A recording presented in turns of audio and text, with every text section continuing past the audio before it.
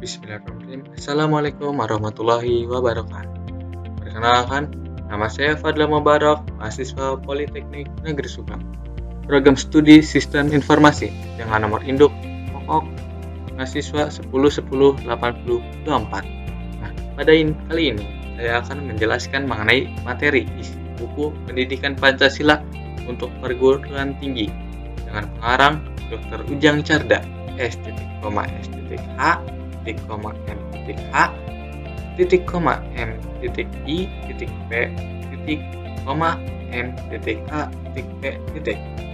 Adapun resume dari buku tersebut dengan penjelasan sebagai berikut. Oke, kita langsung ke bab pertama. Orientasi terhadap pendidikan Pancasila. Yang pertama membahas tentang landasan tujuan pendidikan Pancasila. Lalu yang kedua ada rumusan Pancasila, dan yang ketiga tujuan mempelajari Pancasila. Nah, pada bab ini menjelaskan tentang orientasi dan pemikiran kita terhadap pendidikan Pancasila, yang dimana terdapat landasan pendidikan Pancasila yaitu landasan historis, landasan teoritis, ada landasan sosiologis, dan kultural. Pada bab ini juga dibahas tentang tujuan dan rumusan Pancasila dengan mempelajari Pancasila. Kita dapat bertanggung jawab secara yuridis, konstitusional, maupun objektif. Selanjutnya, bab kedua, memahami sejarah Pancasila sebagai lambang negara Indonesia. Adapun pembahasannya yaitu yang pertama, Pancasila dalam sejarah bangsa Indonesia. Lalu Pancasila sebagai lambang negara Indonesia, dan terakhir memahami Pancasila sebagai lambang negara Indonesia dalam Mahkamah Konstitusi nomor 4/PUU-X/2002. Nah, pada bab ini menjelaskan Pancasila sebagai sejarah dan lambang negara Indonesia serta pemakaiannya. Pada bab ini juga menjelaskan bahwa begitu kuatnya Pancasila dalam jiwa bangsa Indonesia. Lambang negara Indonesia berbentuk seperti Garuda, di mana setiap bentuk dari burung Garuda tersebut memiliki makna tersendiri, dan simbol yang penting adalah Bhinneka Tunggal Ika, yang artinya berbeda-beda walaupun tetap satu. Selanjutnya ke bab 3. Adapun bab 3 materinya yaitu memahami Pancasila sebagai sistem filsafat. Nah, pembahasannya yang pertama ada pengertian filsafat, lalu yang kedua itu pengertian Pancasila sebagai sistem filsafat, dan yang ketiga konsep dasar filsafat Pancasila, dan yang terakhir landasan filsafat Pancasila. Nah, bab ini menjelaskan Pancasila sebagai jati diri bangsa Indonesia, yang menjelaskan bahwa Pancasila mempunyai atau memuat prinsip-prinsip dasar bagi negara serta memuat ajaran-ajaran dasar. Dan konsep dasar Pancasila adalah pandangan tentang manusia mempunyai peran filsafah Pancasila. Oke, selanjutnya ke bab 4, memahami Pancasila sebagai sistem, nilai, etika, dan norma. Adapun pembahasannya yang pertama itu mengenai tentang pengertian, nilai, etika, dan norma. Lalu pembahasan yang kedua adalah Pancasila sebagai nilai fundamental bagi bangsa dan negara. Pada bab ini menjelaskan tentang nilai, etika, norma, dan Pancasila sebagai fundamental bagi bangsa dan negara. Dan pada hakikatnya adalah sifat atau kualitas bahwa sila-sila Pancasila merupakan suatu filsafat sehingga memiliki makna yang tersendiri.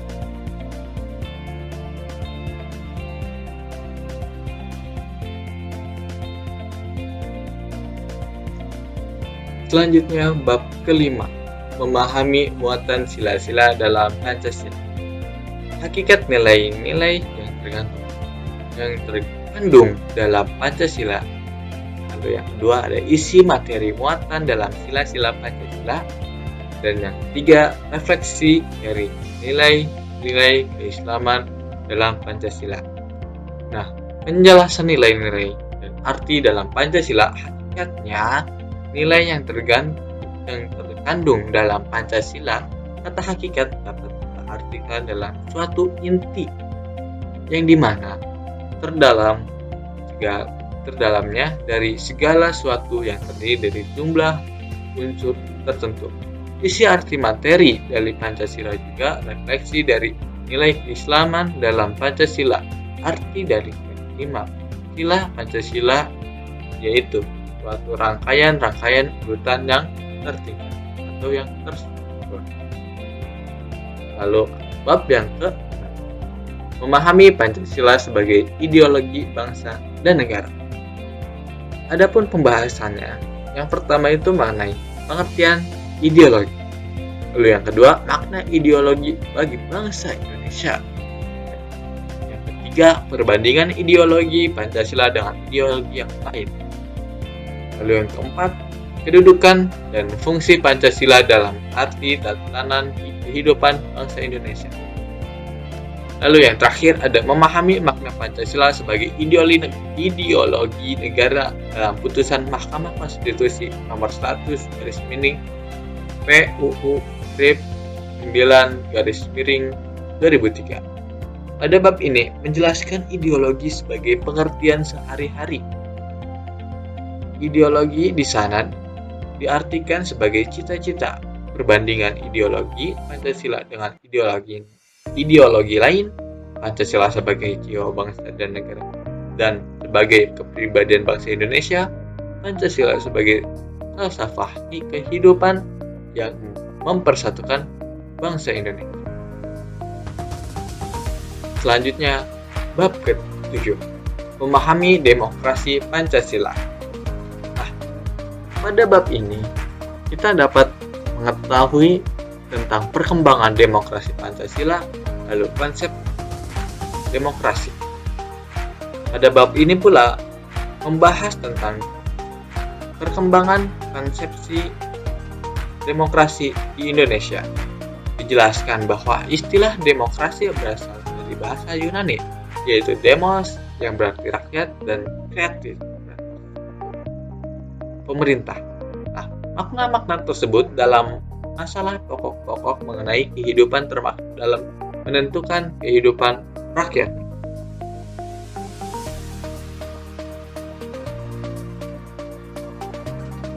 Selanjutnya ke bab 8, yaitu memahami hak dan kewajiban asasi manusia dalam Pancasila. Adapun pembahasannya, yang pertama mengenai sejarah perkembangan hak asasi manusia. Lalu yang kedua itu ada istilah dan pengertian hak asasi manusia. Dan yang ketiga, macam-macam hak asasi manusia, memahami hak dan kewajiban asasi manusia dalam Pancasila. Pada penjelasan ini, kita jadi mengetahui tentang perkembangan hak asasi manusia, istilah, serta macam-macam HAM, serta pemahaman hak dan kewajiban HAM. Karena pada setiap manusia memiliki HAM yang telah diberikan oleh Allah Subhanahu wa Ta'ala. Tetapi hak dasar serta hak-hak yang menyertai kehidupan setiap manusia. Dan selanjutnya kita memasuki ke bab ke-9, yaitu memahami Pancasila dalam sistem ketatanegaraan Pancasila. Di sini kita dapat mengetahui banyak pembahasan. Yang pertama itu ada isi Pancasila dalam pembukaan Undang-Undang Dasar 1945. Yang kedua, isi Pancasila dalam pasal-pasal Undang-Undang Dasar 1945. Yang ketiga, ada kandungan pembukaan Undang-Undang Dasar 1945. Yang keempat, hubungan pembukaan dengan pasal-pasal dalam pembukaan Undang-Undang Dasar 1945. Lalu selanjutnya ada hubungan pembukaan dengan Undang-Undang Dasar 1945 dengan proklamasi 17 Agustus 1945. Lalu selanjutnya ada perubahan Undang-Undang Dasar 1945, dan yang terakhir struktur ketatanegaraan Indonesia setelah terjadinya perubahan Undang-Undang Dasar 1945. Untuk bab ini menjelaskan arti pembukaan Pancasila, kedudukan, serta tujuan dan hubungan yang ada strukturnya. Sila yang ada menjadi fundamental etis kehidupan bangsa Indonesia. Penjelasan hak asasi manusia dan hak kemerdekaan adalah hak dari segala hak untuk memperoleh kemerdekaan dan berlakunya kemerdekaan. Lalu selanjutnya ada bab terakhir, yaitu bab ini yang berjudul Refleksi Pancasila sebagai Paradigma Reformasi dalam Kehidupan Bermasyarakat, Berbangsa, dan Bernegara. Yang pertama itu ada pembahasan tentang pengertian paradigma. Yang kedua ada Pancasila sebagai paradigma pembangunan. Yang ketiga ada Pancasila sebagai paradigma kehidupan kampus. Dan yang terakhir ada ekstensi Pancasila sebagai paradigma pembangunan era globalisasi. Pada bab terakhir ini, bab 10, yaitu bab yang berisi materi tentang paradigma bagi hal-hal yang bersangkutan di era pembangunan globalisasi.